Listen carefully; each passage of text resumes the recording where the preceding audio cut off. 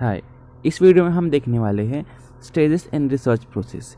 जैसे कि हमने इसके पहले वीडियो में देख रखा था कि टाइप्स ऑफ रिसर्च क्या होता है, तो इस वीडियो में हम देखने वाले हैं स्टेजेस इन रिसर्च प्रोसेस। अगर हमें रिसर्च चाहिए करना है तो हमें क्या क्या बातों को ध्यान में रख के रिसर्च करना होगा। तो each research problem is unique and requires a special emphasis and approach. One way to face uniqueness of every problem is the tailor to research work according to the needs of the problem। Suppose हमें जो भी चीज़ का research करना है, हमें ये पता करना होगा कि हमें रिसर्च करना है तो किस बेस पे है, ठीक है, और उसका क्या नीड्स है। अगर हम सॉल्व कर रहे हैं तो कौन से बेसिस पे हम सॉल्व करने वाले हैं, हमको डेटा कहाँ से मिलने वाला है। अगर हम रिसर्च कर रहे हैं तो रिसर्च का टॉपिक क्या होने वाला है। तो चलिए देखते हैं वन बाय वन क्या क्या स्टेजेस है। तो फर्स्ट आपका है identification and selection of research problem.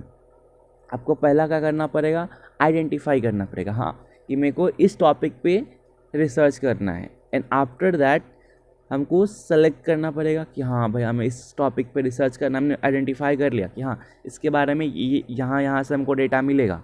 दूसरा आप कर दोगे सिलेक्ट एंड देन आप क्या करोगे, उस पर रिसर्च करना चालू कर दोगे। तो क्या है यहाँ पे, आइडेंटिफिकेशन और formulation of research problem is the first and most important step to research process. The problem formulation is like identification of the destination before undertaking a journey. It is often said that a well defined problem of half solve. Means आप अपना topic select किए तो आपको क्या हो गया, आधा problem आपने अभी ख़त्म कर लिया। अब जो आधा करने वाले हो आप क्या करोगे, आप उसका सॉल्यूशन, आप उस पर रिसर्च करोगे या आप उसके बारे में जो डेटा कलेक्ट करोगे वो हो जाएगा, ठीक है। तो आपका फर्स्ट टॉपिक क्या हो गया, ये हो गया। अब आप अगर टॉपिक जो सेलेक्ट कर रहे हो तो टॉपिक में क्या चीज़ें होनी चाहिए, क्या क्या इंपॉर्टेंस है। तो पहला है रिसर्चेबल। आपने एक ऐसा टॉपिक ले लिया जिसके बारे में आप रिसर्च कर ही नहीं सकते हो, आपको कहीं से डेटा मिल ही नहीं रहा है, तो आप उस टॉपिक पे रिसर्च नहीं कर सकते हो। तो the problem can be investigated there the collection and analysis of data. आपको डेटा होना चाहिए। दूसरा इंटरेस्टिंग होना चाहिए, ना कि आप आज कर रहे हो आपने कल किया बट परसों से आप बोलोगे मज़ा नहीं आ रहा है, इंटरेस्ट ही नहीं हो रहा है इसमें, तो आप क्या करोगे, उसको छोड़ दोगे। तो आपका टॉपिक कैसा होना चाहिए, इंटरेस्टिंग भी होना चाहिए। थर्ड है आपका पर्पसफुल। कुछ तो पर्पस होना चाहिए, आप ऐसे अपना टाइम तो वेस्ट नहीं करोगे रिसर्च के लिए। तो क्या होना चाहिए, मस्ट बी यूजफुल। अगर आप आज कर रहे हो तो आगे चल के किसी को काम आए। तो ये क्या होना चाहिए, आपका टॉपिक पर्पसफुल भी होना चाहिए। अंडरस्टैंडेबल, मतलब आप जो भी रिसर्च करोगे आप किसी को उसके बारे में बता रहे हो, आप अपना रिसर्च का रिपोर्ट किसी को दे रहे हो, तो वो क्या होना चाहिए, हाँ उसको समझ में आना चाहिए। तीसरा है मैनेजेबल, या आपके स्किल के ऊपर डिपेंड होना चाहिए। सपोज आपने मैथ्स का कुछ टॉपिक ले लिया बट आप मैथ्स के बारे में जानते नहीं हो, या आपका मैथ्स थोड़ा वीक है, तो आप ऐसा टॉपिक सेलेक्ट करोगे जहां आप उसको मैनेज कर पाओ, ना कि अनमैनेजेबल, ठीक है। फिर आपका है एथिकल। आप जो भी कर रहे हो, रिसर्च कर रहे हो, अगेंस्ट नहीं होना चाहिए अपने ह्यूमैनिटी और अपने कल्चर, अपने सोसाइटी के अगेंस्ट नहीं होना चाहिए। तो क्या होना चाहिए, एथिकल इन नेचर होना चाहिए। तो ये हमारे लिए, अगर हम किसी टॉपिक का सिलेक्शन कर रहे हैं तो क्या होना चाहिए, रिसर्चेबल होना चाहिए, मतलब उसको हमको बारे में रिसर्च कर पाए, हमको डेटा मिले। दूसरा इंटरेस्टिंग होना चाहिए। तीसरा पर्पसफुल होना चाहिए। चौथा अंडरस्टैंडेबल होना चाहिए। मैनेजेबल एंड एथिकल होना चाहिए। तो हमारा ये था सिलेक्शन ऑफ टॉपिक। हम करेंगे तो कैसे करेंगे। अब रिव्यू ऑफ लिटरेचर कैसे करते हैं। द रिसर्चर, सेकेंड स्टेप का आपका रिव्यू ऑफ लिटरेचर। आप क्या क्या लिखने वाले हो, आपका क्या पर्पस होने वाला है वो। तो the researcher should undertake extensive literature survey relating to the problem. He may consider various publications such as journal, books, research report, and other published matter. Particularly, the researchers should go through the similar research studies that were conducted previously. Such review of literature would provide a good insight to the problem.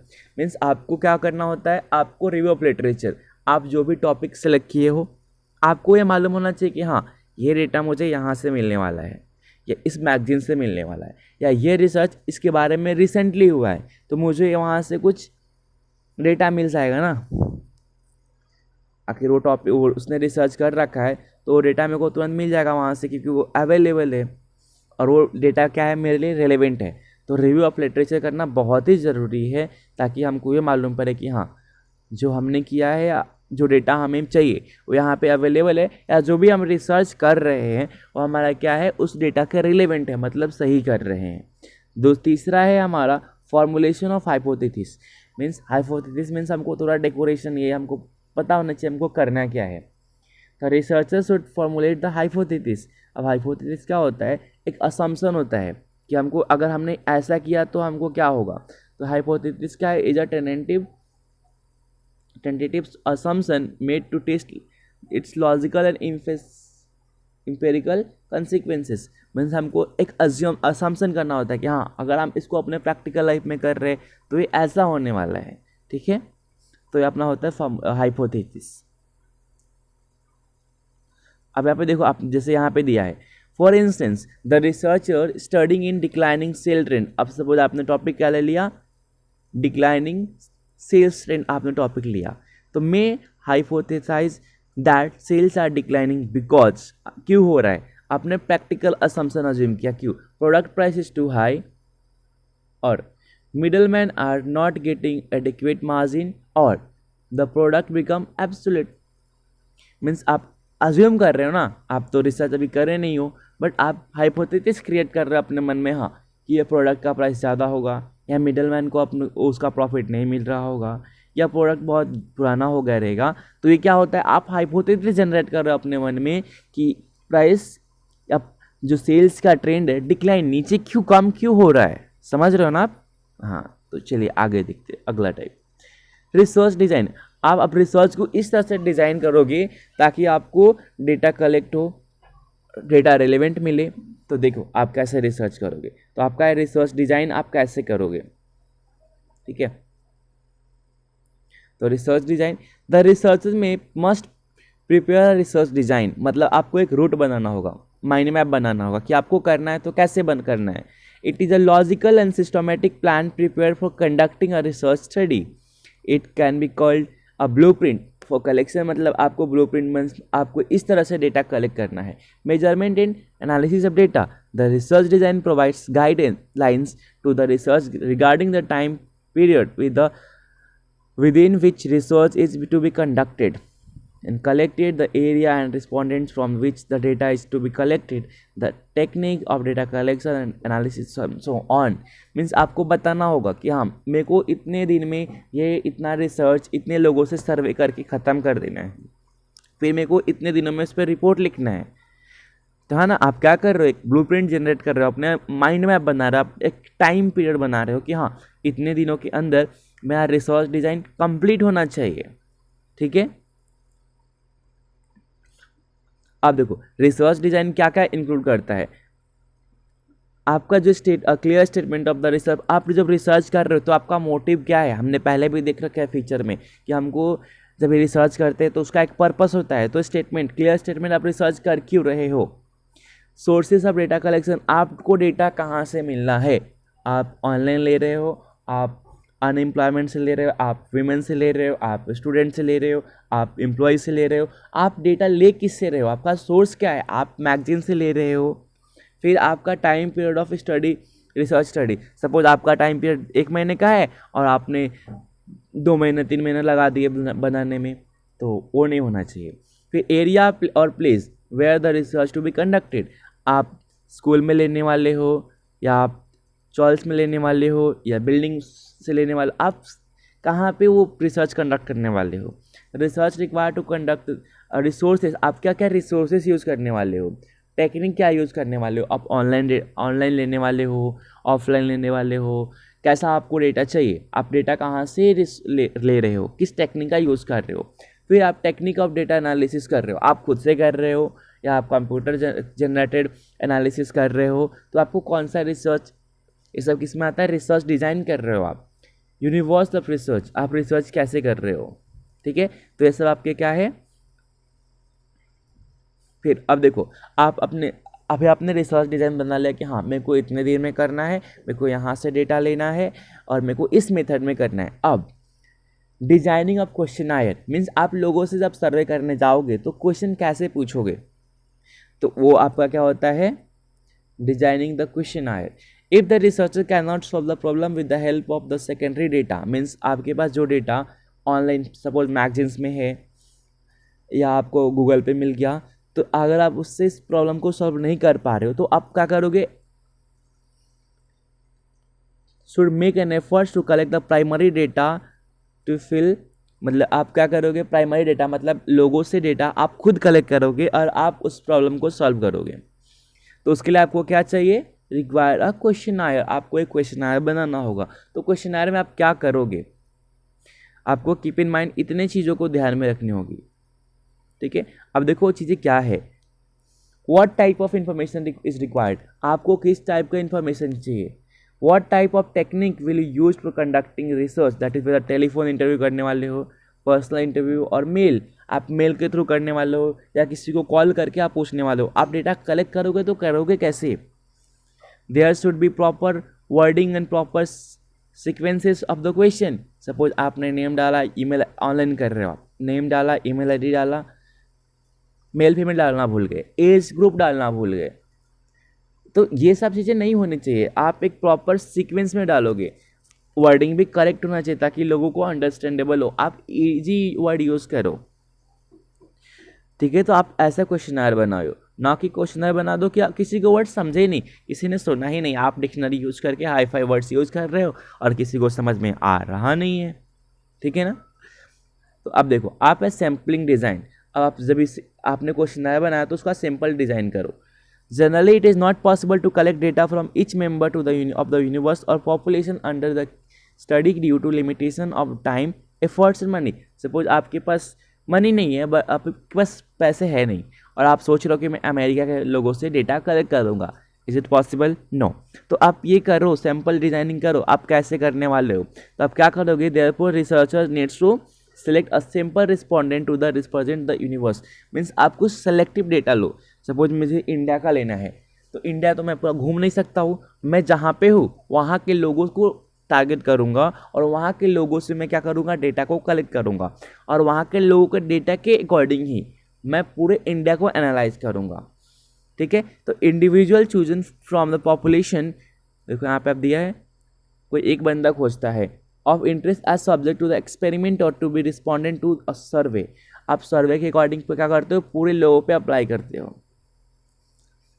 अब देखो जैसे अब यहाँ पे आप sampling design कर रहे हो तो उस यहाँ पे आपको कुछ चीज़ें ध्यान में रखनी होंगी।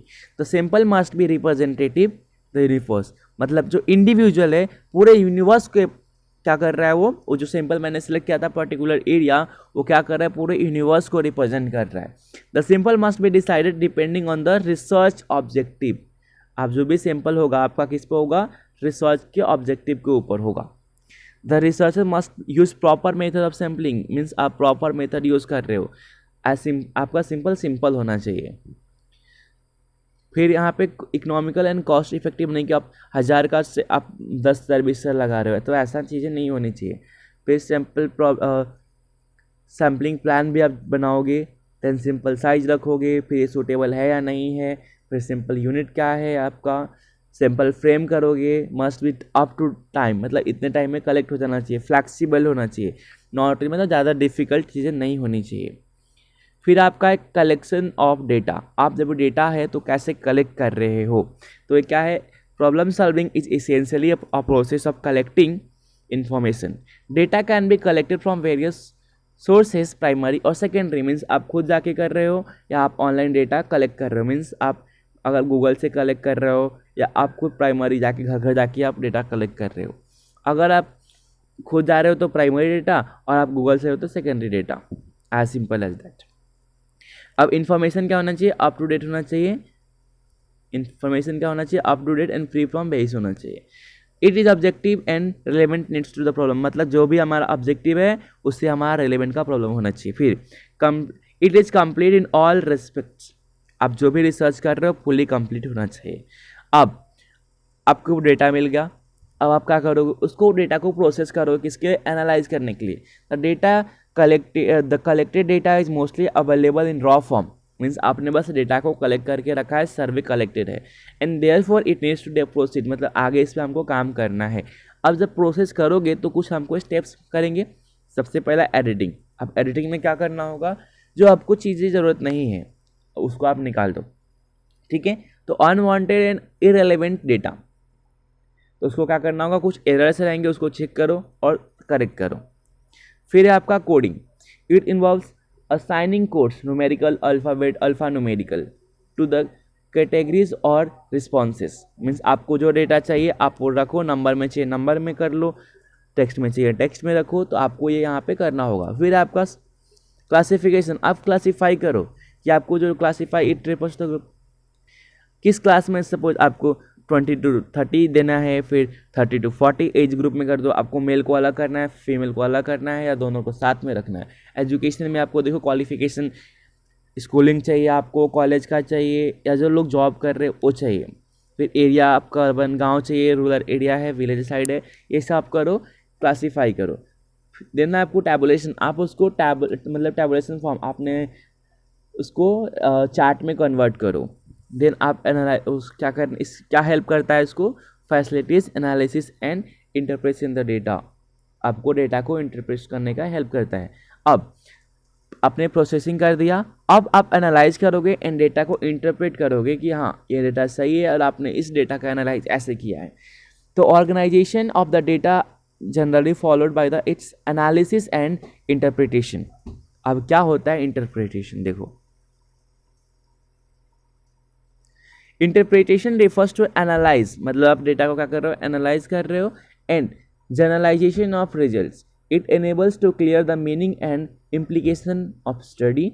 It enables to link finding the research problem to arrive at a logical conclusion. Means हाँ आपने ये डेटा, आपने रिसर्च किया है, आपको ये डेटा मिला है, आपने इस मेथड को यूज़ किया है, आपने सैम्पलिंग भी यूज़ किया है, आपने डेटा कलेक्ट अच्छे तरीके से किया है, एंड देन आप डेटा को प्रोसेस किए हैं, और प्रोसेस करने के बाद आप क्या कर रहे हो, एनालिसिस कर रहे हो, आप उसको इंटरप्रेट कर रहे हो, तो आपको क्या मिलेगा, लॉजिकल कंक्लूजन। आप इसको अपने मन में ही हाइपोथेसिस टेस्टिंग कर रहे हो, मीन्स आप बोल रहे हो कि हाँ अभी इतना हो गया है, अब मुझे इसको प्रैक्टिकली करके देखना चाहिए।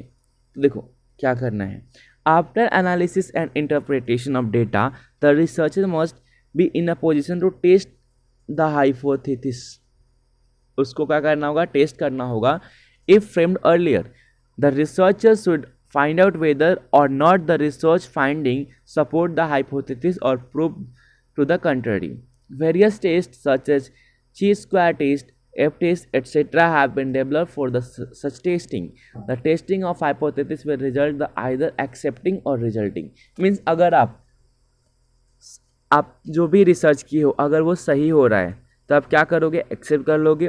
अगर उसमें कुछ डिफॉल्ट आ रहा है तो आप उसको क्या करोगे, रेक्टिफाई करोगे, कुछ एरर आ रहा है वहाँ पे चेंजेस करोगे, तो एंड देन आप हाइपोथेसिस टेस्टिंग आप एक्सेप्ट करोगे। देन आप क्या कर सकते हो, एक रिसर्च रिपोर्ट बना सकते हो। आपका लास्ट स्टेप क्या है रिसर्च प्रॉब्लम में, रिसर्च रिपोर्ट बना सकते हो कि हाँ ये मेथड मैंने ये रिसर्च किया, ये मेथड अप्लाई किया है, क्वेश्चनर का ये मेथड है, मैंने ये डेटा प्राइमरी या सेकेंडरी डेटा यूज़ किया है, एंड मैंने उसको टेस्टिंग भी कर लिया है। Testing means hypothesis of testing कर लिया है।